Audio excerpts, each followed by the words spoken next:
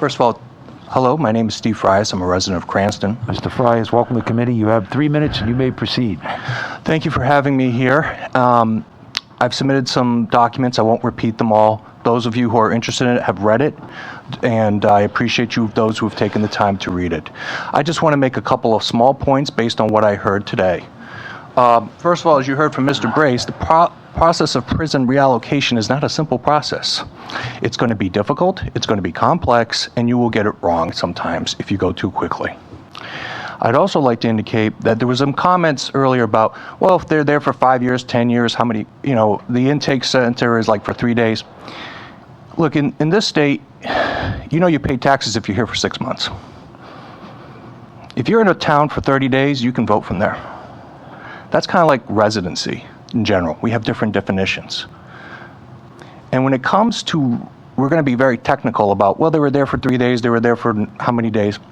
I want to point something out about the colleges. This census was taken on April 1st, 2020. Most of the colleges were shut down. There were no kids in those dormitories.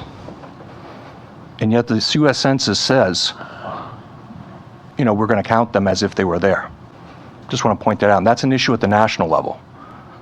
So once you open up this can of worms, if you desire to, we're going to have a whole bunch of issues about the college kids. And in Providence, they're like the ones in the dorms. You're talking about a whole rep district, potentially. So you're talking about what's the advantage to Providence? I've heard this before. You're talking about 750 people or so in a city of 181,000 with 13 rep districts. This is a de minimis impact. But if you start messing with the college, if we start going down that road, then we're going to go down the college road. And then there'll be a real impact on Providence. There'll be an impact on South Kingstown. There'll be an impact on Smithfield. There'll be an impact in Bristol. There'll be an impact in Newport. Significant in Providence. So think about the long-term repercussions of what you're going to do. And first of all, as I already indicated in my testimony, and I think that some people read it, you don't have the enabling authority. If an administrative agency tried to pull a stunt like what they're trying to have you do, you guys would be hauling them into the General Assembly yelling that I did not say this. Why are you doing this? You have the authority of following the U.S. Census. It's not U.S. Census plus adjustment. So I've given you all the policy reasons in the past. There is no gerrymander in the state.